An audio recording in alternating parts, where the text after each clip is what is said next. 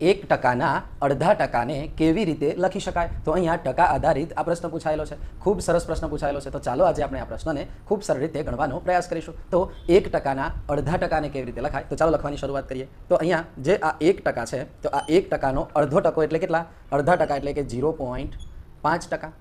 1%નો અડધો ટકો એટલે 0.5%. હવે 0.5%ને કેવી રીતે લખી શકાશે? તો 0.5% ટકાની નિશાની છેદમાં જશે એટલે કે 100.